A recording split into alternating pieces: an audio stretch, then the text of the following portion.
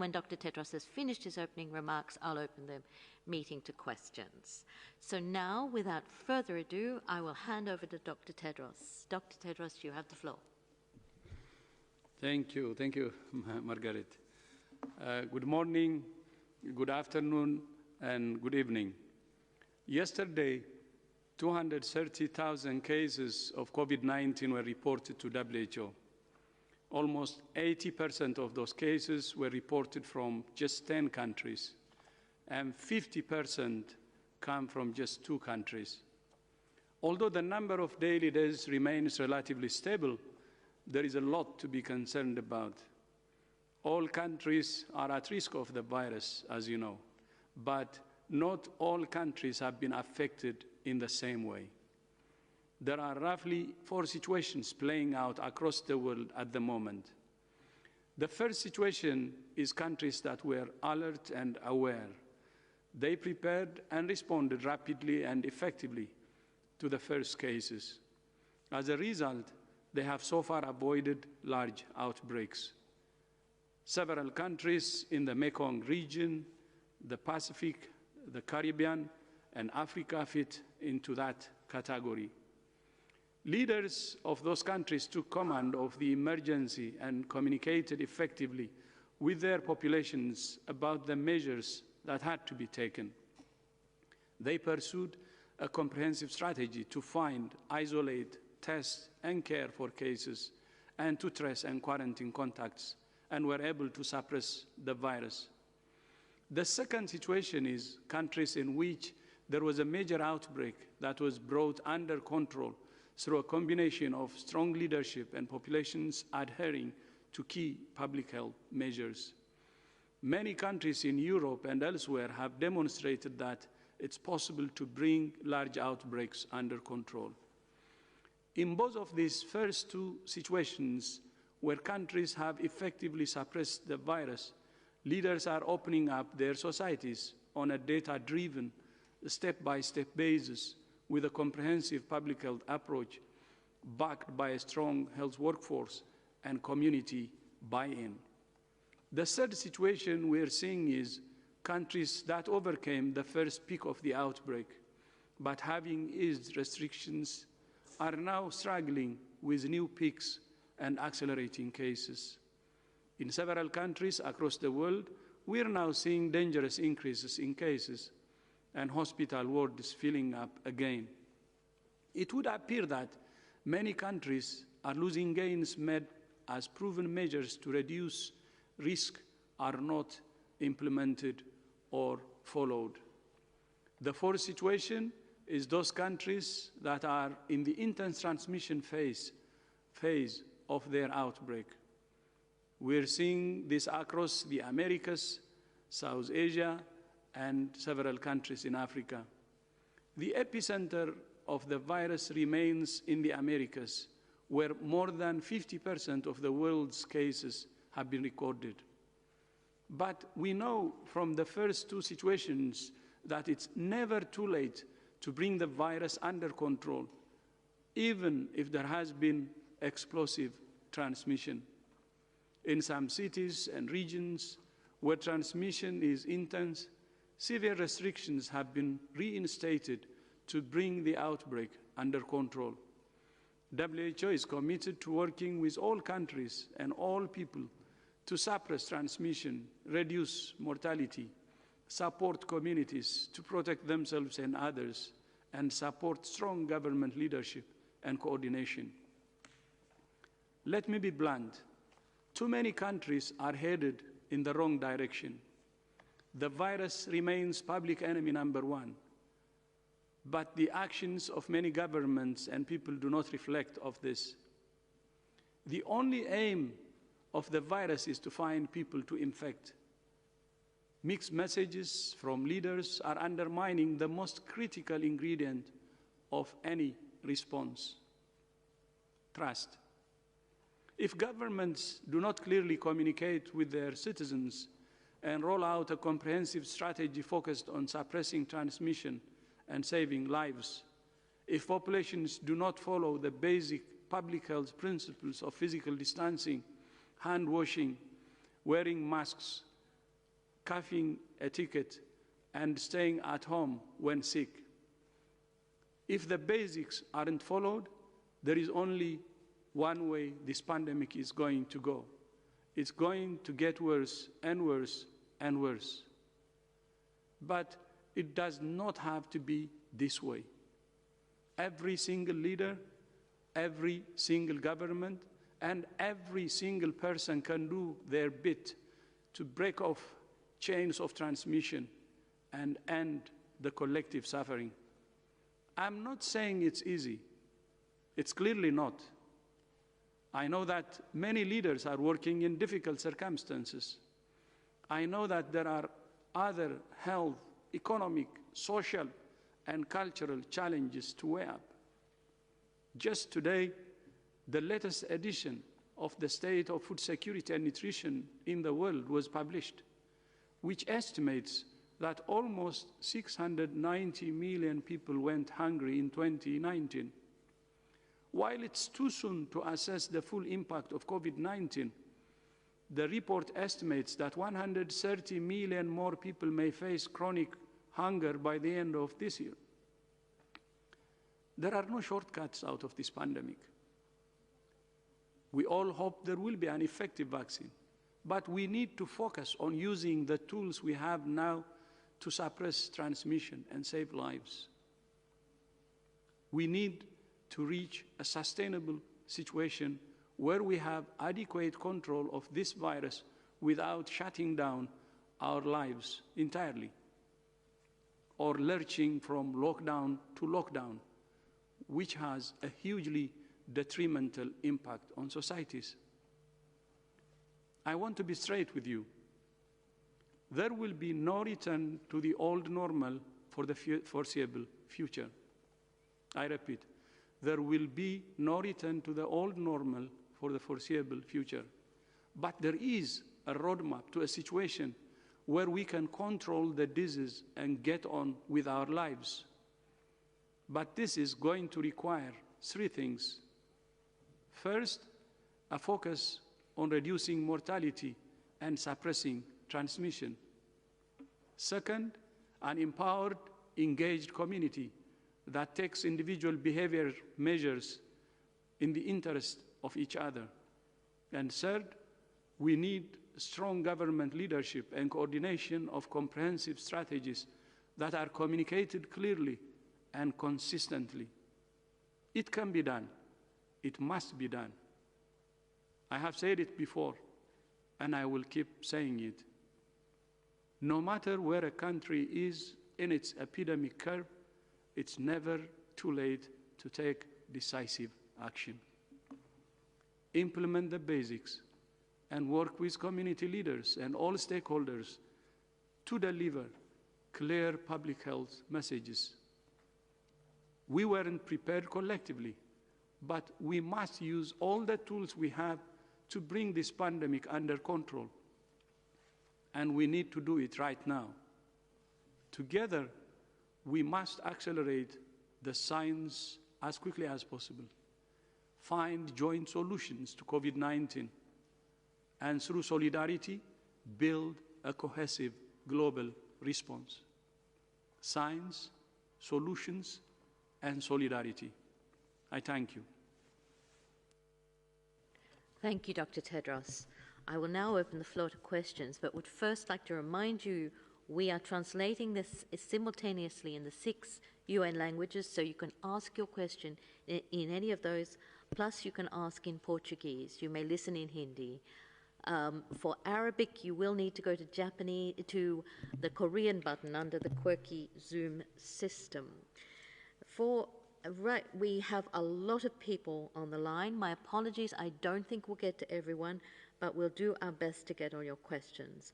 The first reporter I have with a question is Sarah Newey from the Telegraph, United Kingdom. Sarah, please unmute yourself and go ahead.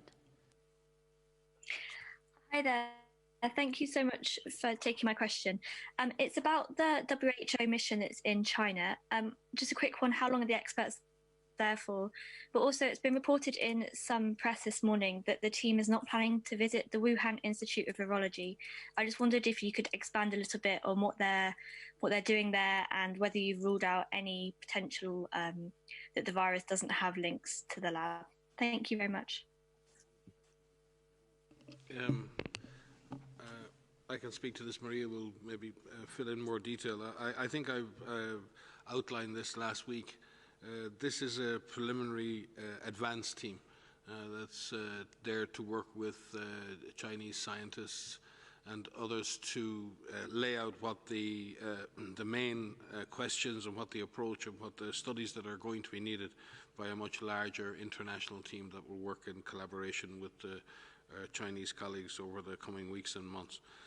I think it's important to be clear on the expectations for this preliminary mission is two of our best scientists joining our country team, but joining with Chinese colleagues to lay out that we don't expect to be at this point carrying out direct field investigations. This is not the objective of this preliminary mission. This is to understand what has been discovered already, what has been studied already, what the data that's available, and then from that to lay out what further studies need to be carried out and what international experts would be useful in engaging with and partnering with Chinese colleagues in order to do that. The length of the mission will be determined by the demands and getting to that point. But it's also important to note that our two colleagues are actually in quarantine at the moment, which is a standard operating procedure from the Chinese side, and as such are already working with NHC colleagues, the National Health Commission and Ministry of Science colleagues in a remote way, being supported by our country office. So the team already working, but working remotely because they're in quarantine. And we will keep you updated on progress with the preparations for the international mission and on preparations for that, and who will travel and will be part of that mission in due course. Maria, you may wish to just lay out some of the issues and complexities of studies and investigations like this. Thanks, Mike. So yes, I mean, when WHO participates in missions like this, a lot of what it starts with is listening and learning, from our national counterparts. I've personally been on several missions for WHO related to different emerging infections, and if I just think back to MERS, for example, it took us more than a year to identify the intermediate host, which are the dromedary camels. But on these types of missions, what we do is we listen, we learn, we understand what has been done so far, so that we can work with counterparts and with international partners to lay out what needs to be done in terms of what studies need to be done at the animal-human interface. Usually what we would like to do is have a better understanding of the initial cases that were reported, what were the types of activities that were done, and then outline studies that need to be carried out. And those studies take time. But before you can design studies that need to be carried forward, you need to understand what has been done already. And so this team will be meeting with counterparts in China, with different ministries, likely with different academics and scientists, to really determine what has been done to lay out the plan going forward and to plan that larger mission. Thank you very much, Drs. Ryan and Dr. Van Kerkov. The next question comes from Agnès Pedrero from Agence France Presse. Agnès, please unmute yourself and go ahead. Yes, hello everybody, do you hear me? Very well. Please go ahead, Agnès. Okay, thank you. I would like to ask you, maybe I can ask in French. Je vais poser la question en français. Voilà, les États-Unis ont officialisé la semaine dernière leur retrait de l'OMS et je souhaitais savoir comment l'OMS allait affronter l'avenir et si le docteur Tedros avait appelé le président américain et voilà, s'il lui avait parlé et qu'est-ce qu'ils avaient échangé à ce propos. Merci.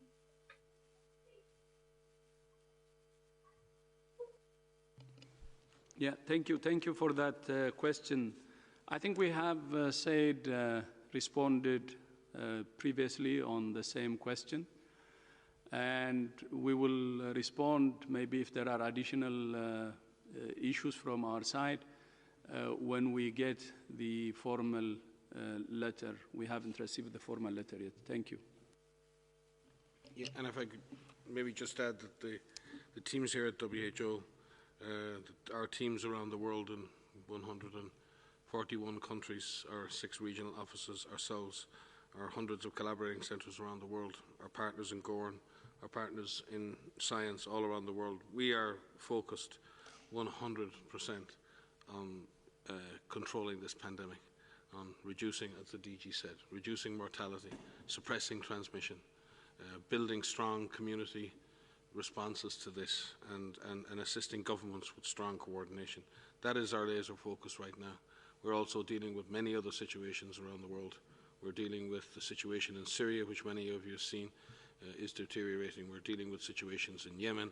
We're dealing with other epidemics like Ebola, again, in Equatorial province of Congo. We're dealing with plague in Ituri and Congo. We're dealing with many, many, many emergencies around the world. That is our focus, and we trust that we will be able to continue to work in scientific collaboration with our wonderful collaborators in the United States in the coming months and years. Thank you, Dr. Tedros and Dr. Ryan. The next question comes from somebody who knows what it's like to battle this virus firsthand.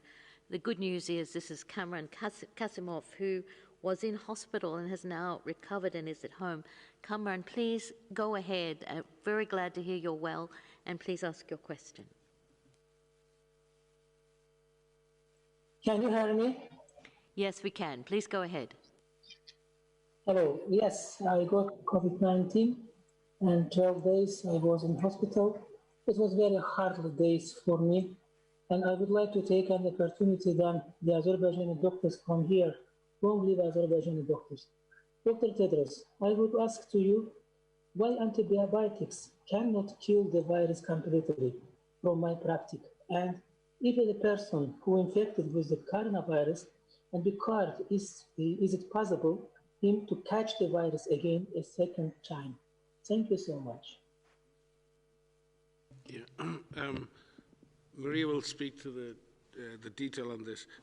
We don't know yet whether it's possible with this particular virus, whether the virus, once you've had an infection and recovered, whether one can be infected again. We do know with other coronaviruses that that is the case, and there is some data out there that may suggest that immunity will wane over time, but that is not fully known at this point. Maria may have more data on some recent studies that are pointing in that direction. Yes, thank you for the question. And first of all, we're really happy to hear that you're out of hospital. And thank you for sharing your experience. We are learning from a lot of people that their experience with COVID is a challenging one, even if you have not the most severe disease, but even with mild disease, we know people are going through some challenges. So well done on getting out of the hospital, and to so many who have been able to get out of hospital. So as Mike has said, we don't have a complete answer yet, but we do expect that people who are infected with the SARS-CoV-2 virus, the virus that causes COVID-19, they do mount some level of an immune response. And this is measured through the antibody response, whether these are neutralizing antibodies, and we're learning quite a lot about a T-cell response, which are very difficult studies to carry out. What we don't know is how strong that protection is and for how long that protection will last. And so there are a number of studies that are underway that are trying to answer these questions. There are some initial studies out of 3 countries in Europe that are looking at antibody levels over time, suggesting that they may wane after a couple of months. But again, that's early data, and so we really need more studies to better understand this. From our experience with MERS and with SARS-1, the virus that spilled over in 2003, we know that people can have an antibody response for maybe a year or even longer. But with the human coronaviruses, the ones that circulate regularly, it's much shorter than that. So it's an incomplete answer because we don't have that answer yet. But there are many scientists that are currently studying this, that are trying to help us better understand how long that protection will last. Thank you very much. And I should tell everybody that Dr. Soumya Swaminathan has joined us as well. So my apologies for not mentioning that earlier. So our next question comes from Hong Kong, from Simone McCarthy from the South China Morning Post. Simone, can you unmute yourself and go ahead and ask your question? Yes, thank you so much. Can you hear me? Very well. Please go ahead. Okay, great. I know that the scoping mission to China has already been addressed once in this briefing, so I'll keep this quick, but I was just curious to know if there was any way to provide further information about which experts were on the ground in China going through quarantine, or perhaps why that information isn't being shared. Thank you.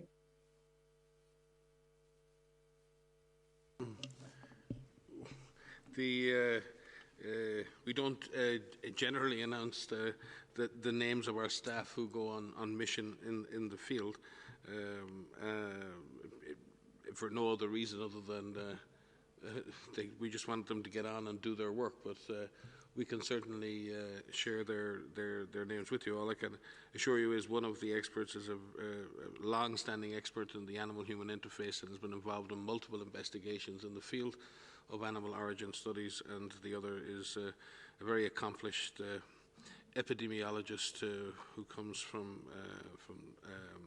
UK academia and public health, and was one of the leading, has led many epidemiologic missions, but his latest mission was in leading the analytics cell in the field in the Ebola response in North Kivu, and so both have direct and recent experience in dealing with complex epidemiologic investigations and animal-human investigations in the field, and we wish them luck and all the support they need in order to prepare for a larger mission.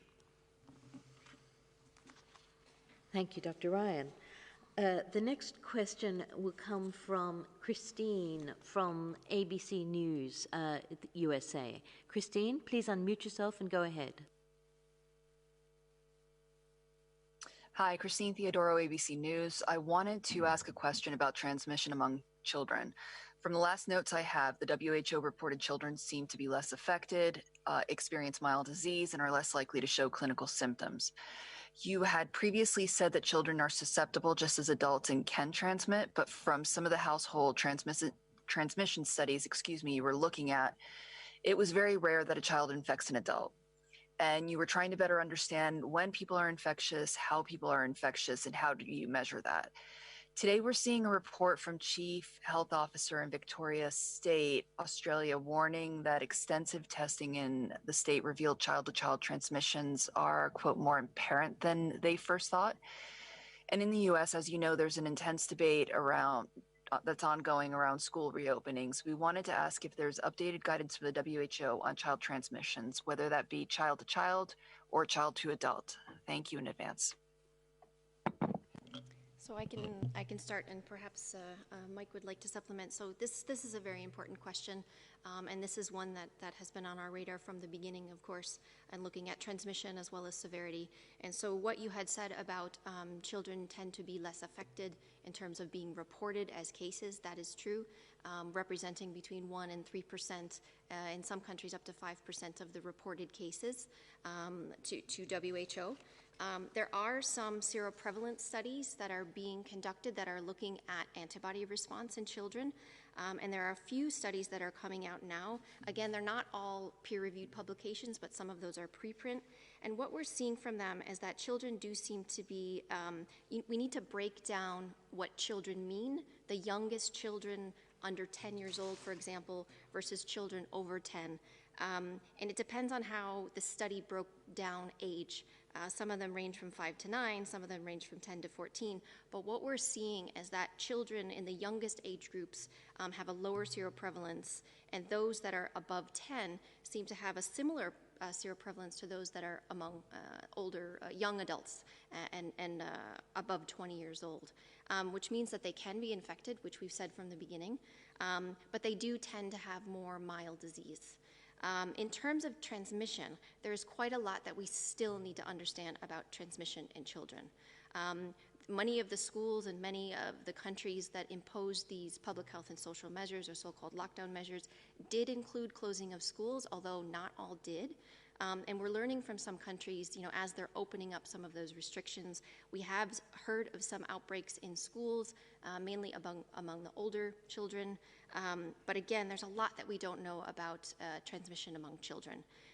With regards to schools and advice on schools, WHO has issued guidance on the safe running of schools and making sure that certain measures are in place. We've also issued guidance on when schools, considerations of when schools can reopen, and that takes into account a lot of different factors that decision makers need to take, whether it relates to the transmission that is occurring in the local area or the catchment area of the schools, the type of school structure it has, the ability for the school to have these to be able to implement the measures like physical distancing, hand washing, etc. And so there's a number of considerations that need to take place. But as you highlighted, children do seem to be less affected, but they can be infected. And that is important. Our understanding of transmission in children is still limited, and we know that overall they tend to have more mild disease, but in some situations they can have severe disease, and we have seen children that have died. Yes, and thank you, Maria. I think that's says it all. I think we've been around, if we cast our minds back over the last couple of months, we've had healthy debates and around everything from long-term care facilities to transmission in dormitories, to transmissions in airplanes, to transmission on public transport, healthcare settings, the workplace, and now schools. And Maria is absolutely correct in that we don't fully understand the full contribution of children to the overall epidemic. The fact remains that when community transmission exists and when community transmission is intense, children will be exposed to that virus, and children will be part of the transmission cycle. They will be exposed, some will be infected, and they may infect others. What we don't fully understand is the impact on those children in the long term. We know in the short term they tend to have milder infections. We don't know the impact in the long term, and we don't know to what extent they pass that infection on and infect others. But we do know that that can happen. So when we look at that, and we can have the same issues when it comes to the workplace, and we talk about employees in the workplace, or we talk about long-term care facilities and health workers in the facilities and older people and visitors, and to what extent do visitors bring the disease in, or to what extent do health workers participate in transmission. And all of this is in the setting of what's happening in the community. And in communities where transmission has been effectively suppressed, where countries have been successful in driving down transmission of the disease across the board, then you reach a point where everything is safer. The problem we have in some countries right now is that it's very difficult to determine the safety of any environment because there is just so much transmission going on that all potential environments in which people mix are essentially problematic. And that's a problem. We've all paid a heavy price. Countries around the world have gone into very serious movement restrictions, stay-at-home orders in order to suppress the virus transmission. And as countries have opened up, in some countries the suppression of the virus has been kept in place. Countries have opened up carefully, sequentially, in a stepwise fashion, and have strengthened their public health architecture and have strengthened their capacity to investigate clusters and suppress the disease, and in some cases implement subnational or targeted measures at movement restriction or stay-at-home orders. And in that case, schools are part of that. So yes, there is an issue around how much and to what extent children participate in transmission. There are real issues around how schools can be reopened safely, but the best and safest way to reopen schools is in the context of low community transmission that has been effectively suppressed by a broad-based, comprehensive strategy. We can't move from let's deal with the schools and then we all deal with that for a week or two and then let's deal with the workplace, or then let's deal with infection in hospitals or long-term care facilities. This is playing whack-a-mole. We have got to focus on a comprehensive, long-term strategy that focuses on everything at one time. We've got to chew gum and walk at the same time, and we keep pulling ourselves down various rabbit holes. Schools are a hugely important part of this. They're a hugely important part of our social, educational architecture. They're the baseline of our civilization. But we can't turn schools into yet another political football in this game. it's not fair on our children. So we have to look at this carefully in the light of the transmission in any given country or any given setting, and we have to make decisions that are based on the best interests of our children, be it their educational or their health interest. And that must be based on data. That must be based on understanding the risks in the specific setting in which schools are. What is the community transmission and what are those risks? And my fear in this is that we create these political footballs that get kicked around the place. And it's for me, we need to get back to what the Director General has just spoken about.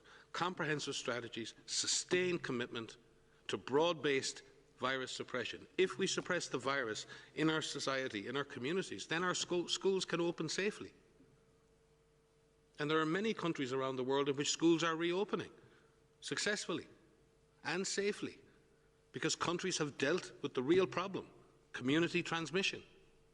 So I would advise us all to look carefully at schools. We will continue to, I think we have a technical advisory group meeting coming up, Maria, and we want to speak to that. We're bringing experts together from all over the world once more to look at how we manage and open schools in a safe and effective way. But please, let us not turn this into yet another political football. Only add that we have a technical advisory group that's been pulled together to advise on us on educational institutions, specifically around how we do this safely. And it's a global collaboration. There's a large number of scientists that are helping to advise us on this. We have our second meeting this week, and that is something that we have specifically pulled together for this, because it is such a complex issue and it is such an important issue for all of us. Thank you very much, Drs. Ryan and Drs. Van Kerkov. Our next question comes from Catalan, from Nazare Romero from the Catalan News Agency. Nazare, please unmute yourself and go ahead. Hello, can you hear me? Very well. Please go ahead. So thank you very much for taking my question. I'll ask in Spanish, if I may. En los últimos días hemos visto cómo se han detectado nuevos brotes en Europa, por ejemplo en España, y quería saber si les preocupan estos nuevos brotes en Europa, donde la situación parecía estar más bajo control que en otros sitios del mundo. Y también quería saber cuáles son sus recomendaciones cuando se detectan brotes locales, si recomiendan medidas de confinamiento o cualquier otra medida es mejor. Muchas gracias.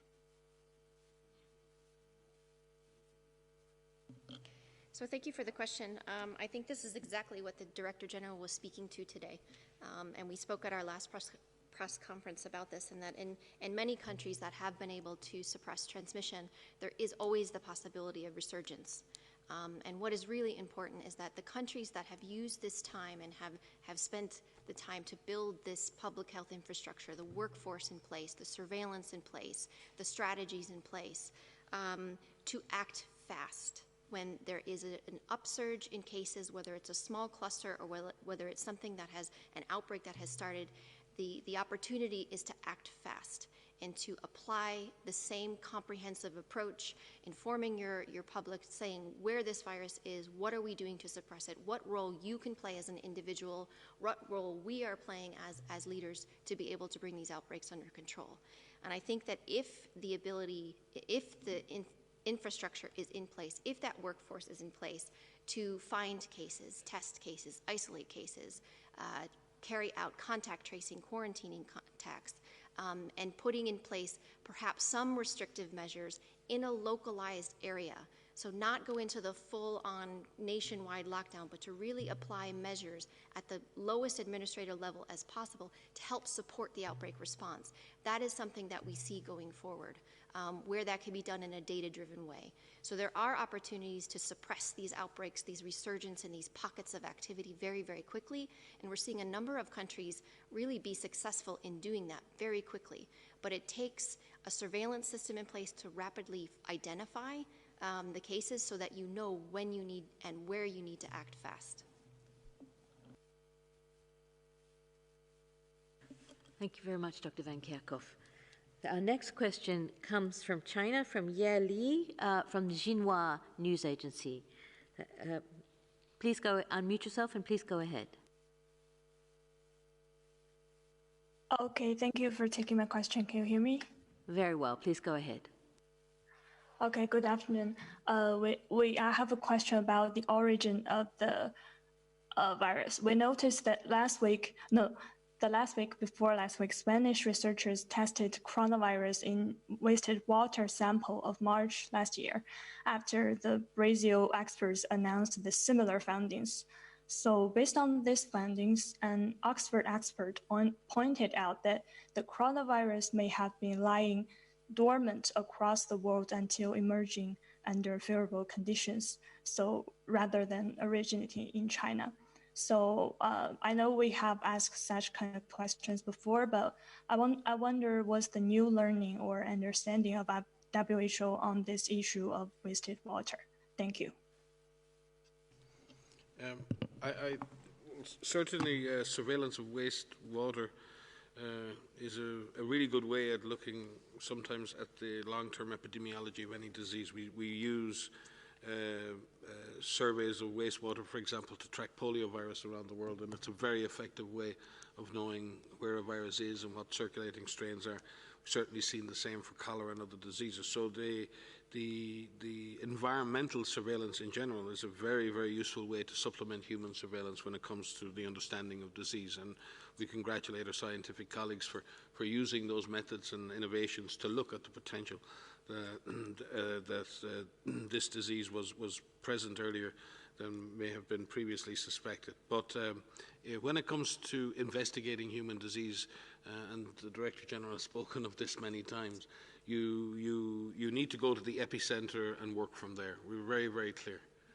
The first human cases of this disease were picked up in Wuhan, the first clusters of disease in Wuhan, China, and then subsequently spread from there. And that is where the starting point lies for a full understanding of the origins of this virus in the animal kingdom. And the animal source, or the intermediate hosts, have not been determined. We assume the primary host is a bat, but certainly that's also to be fully determined. But that is the source of the human cases, or the first evidence of human cases.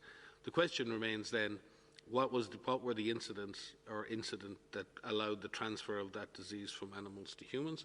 Where did that occur? And that can occur in the area in which the first human cases are noticed, or can occur far away from there. We've certainly seen in Ebola and other diseases that the first human cases can be unnoticed, and then by the time you pick the disease up, it's already somewhere else. And that's been very often the case in Ebola. The first cases that are noticed are in health workers. Well, we don't assume that the bats came and bit health workers. What usually is the case is that there's a trail of cases going back over some time, and at some point historically there was a transfer of disease from the animals to humans. So it is a detective story in that regard, and you have to go where the data and the science leads. We keep saying we have to follow the science, and when it comes to understanding the origins of disease, you have to follow the science too. And it's really, really, really important that ultimately, and I'm sure our Chinese colleagues are doing this already, they have tremendous capacities for disease investigation and scientific understanding, that we start where the disease began in humans, or where the first cases of disease occurred in humans, and we work from there, and we keep an open mind. And it's really important that we keep an open mind. But you can't close your mind based on one or two other findings elsewhere. That becomes a distraction. And again, you end up being led down different alleyways that are not helpful. The data and the evidence should lead where it leads. And this investigation and understanding of how the disease transmitted and where and by what animal did this disease breach the barrier to humans needs to be understood. It's extremely important that it is understood. And that investigation and that scientific understanding should start at where the first clusters of human cases were detected, and that's in Wuhan in China. Maria? Okay, thank you. Oh. Thank you, Mike. Sorry, Maria. So I have another commitment, so I will leave you with my colleagues, Mike, Maria, and Soumya, and hope to see you in our next session. Thank you.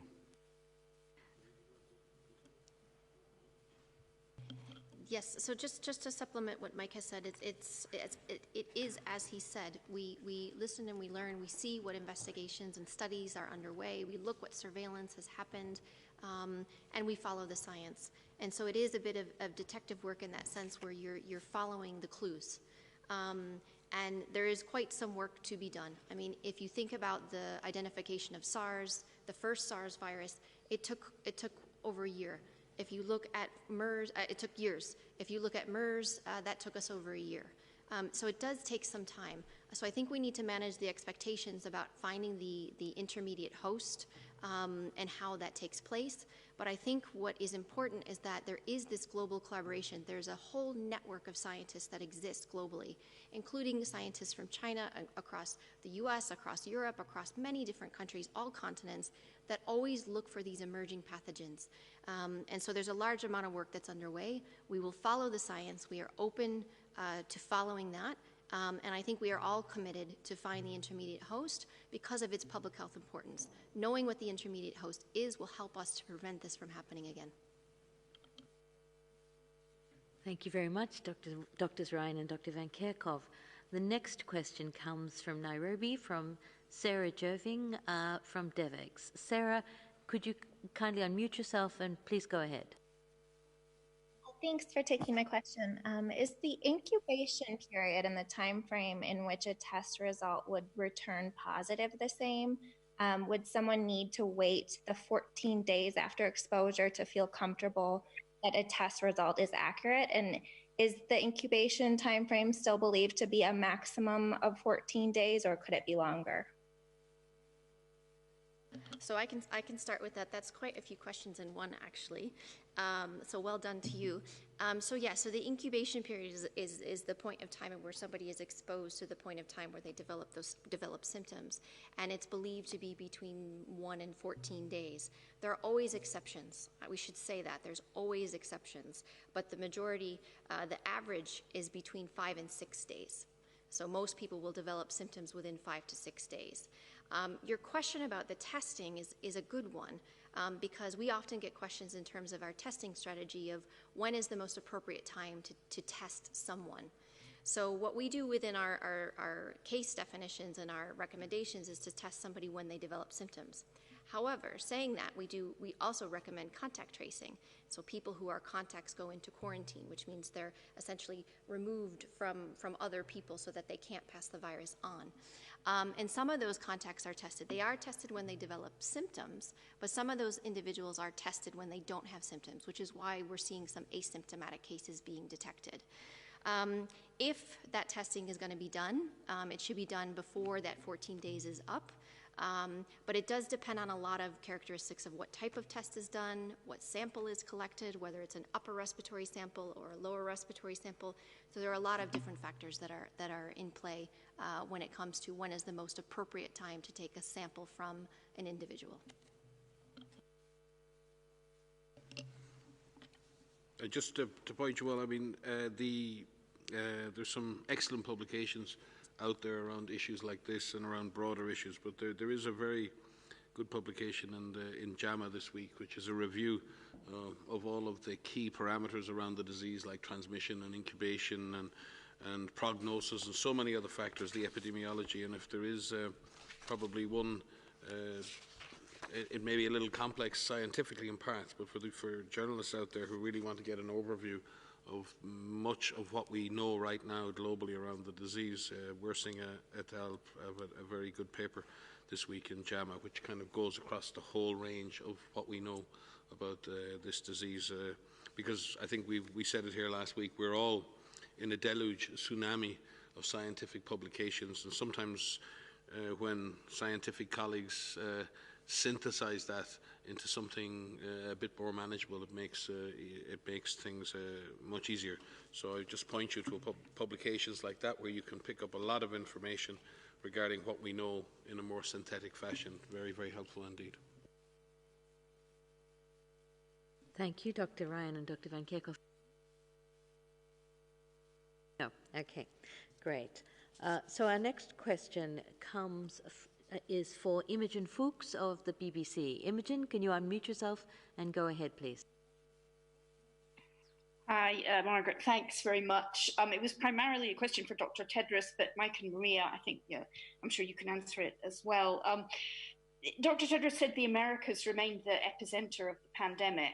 And I'm just wondering, looking at the, really big increases in cases that we have seen, particularly over this last weekend, on a public health basis, what's gone wrong and what needs to be done as a matter of urgency? If we look at the Americas as a whole, I think both, and the DG alluded to this, in many circumstances, countries made some progress in suppressing transmission, but certainly the reopenings in those countries have led to more intense transmission.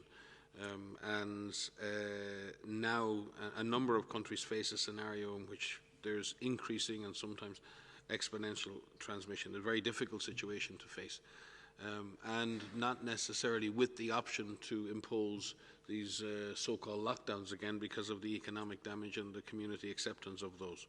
But as Tedros said, there is no situation which cannot be faced, and I think this is the issue, is to turn and face the fire, turn and face the problem, and accept that it's going to take time. It's going to require a huge commitment on the part of government and individuals in a number of countries to turn this around. And it's not just government, it's individuals, the choices we make. I think I spoke about that last week. There are choices that we all make that can either increase or decrease the risk of transmission. But there are choices that governments make that can either increase or decrease the risk of transmission.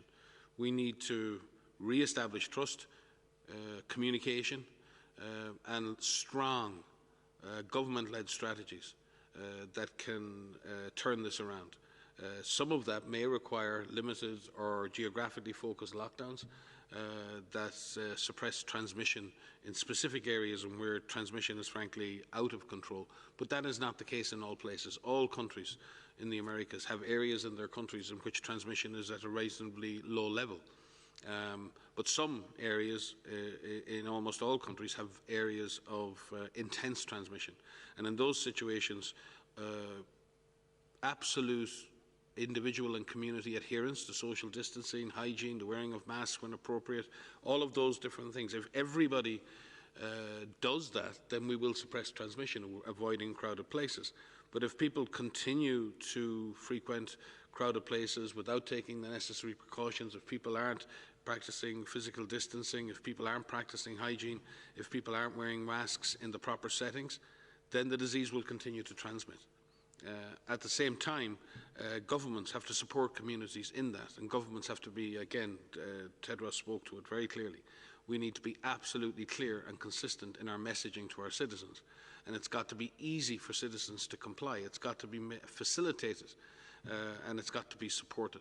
So, and within all of that, as we get control back of the disease, and I can't say this strongly enough, the countries that have put in place strong public health surveillance architecture while they've been dealing with their lockdowns are now emerging from those lockdowns in a stepwise fashion, and they're replacing lockdowns with strong public health capacity to detect, to test, to quarantine and to treat cases.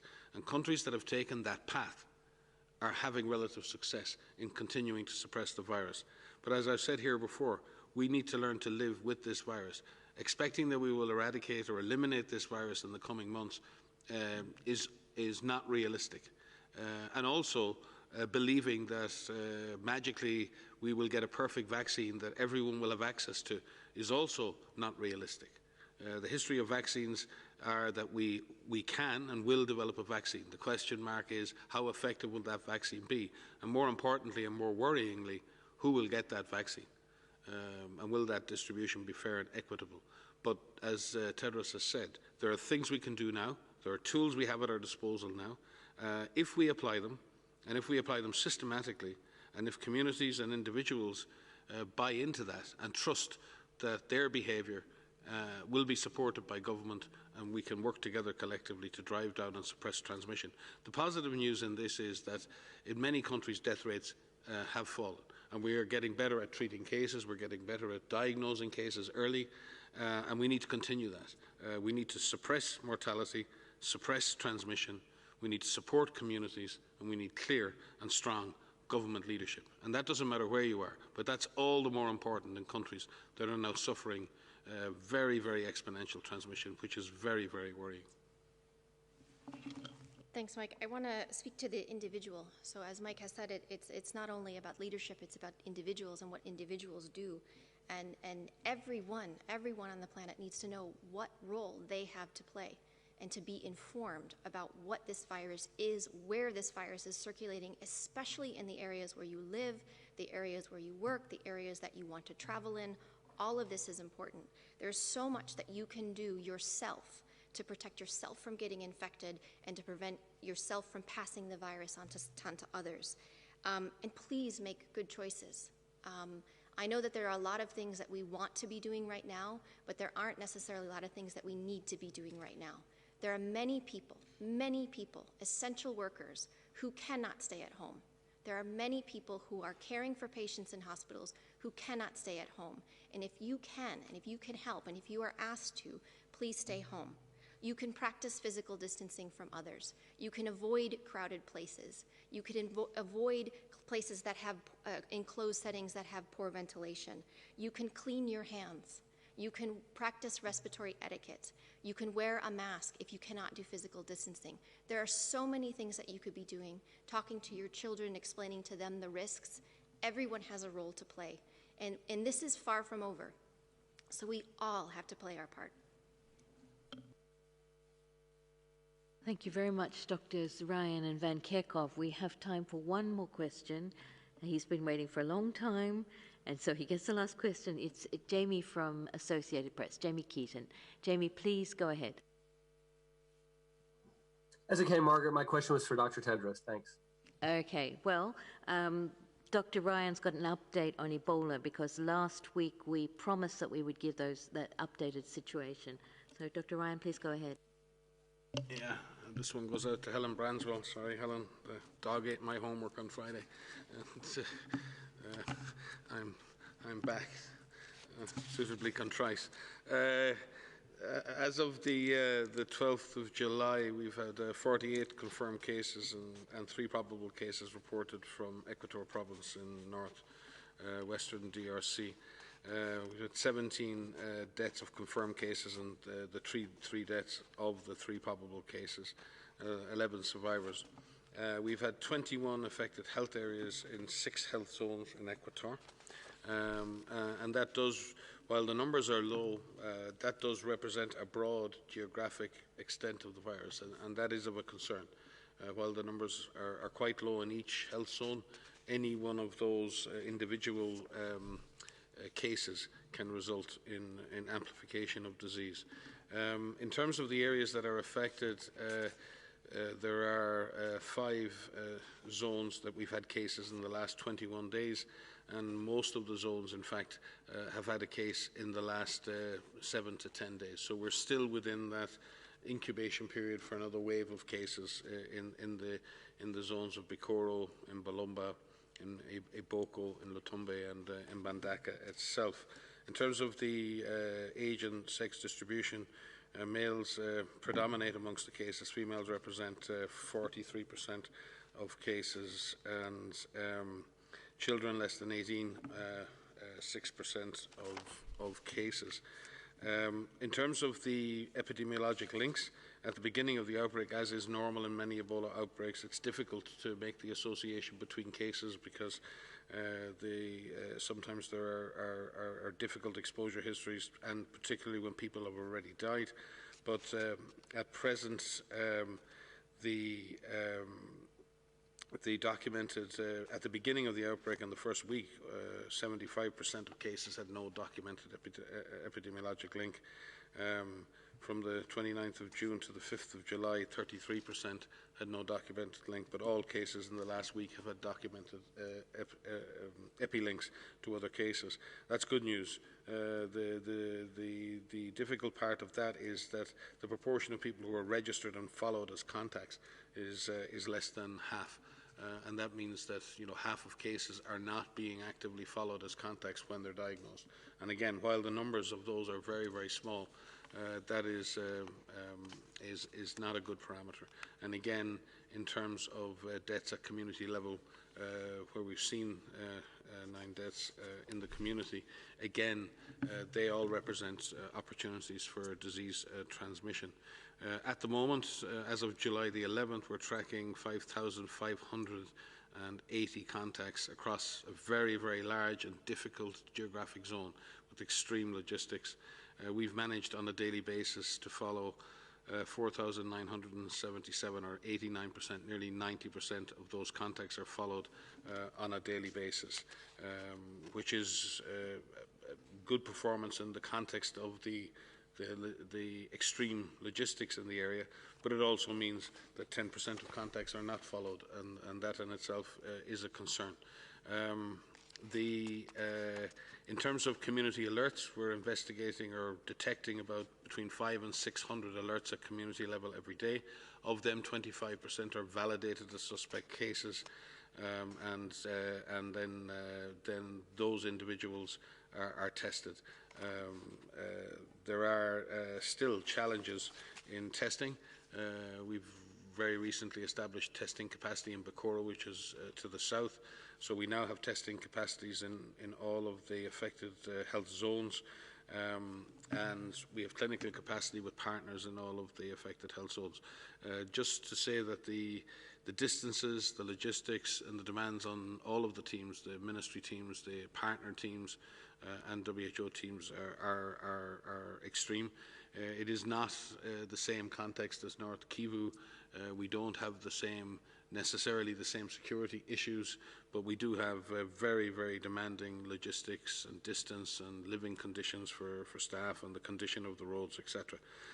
We've vaccinated thousands of people with our vaccination teams, and we're very lucky to have that those vaccination teams in place, and equally so, therapeutics are in the field and now being actively used to treat cases. The R0 for the last 2 weeks of June was 1.7, which means, technically each case is generating more than one other case. So this is still an active, very active outbreak, and I would say it is still a great concern. The Equator province is on the River Congo. It is also across the river from 2 other countries. It is a very, very large geographic area. Communities are linked and people do travel long distances. So there are a number of features of this epidemic that are of concern. Very much thank the government of Congo for its leadership, the partners in the UN and the NGO system for the support they're providing. But I would caution everyone that while the numbers in this event are low, again, it's in the era of COVID, it's very important that we do not take our eyes off these other emerging diseases. And we saw in North Kivu and in other previous outbreaks of Ebola that these can get out of control very easily. We're very focused on continuing to support the government of Congo in eliminating Ebola once more in this situation. Thank you.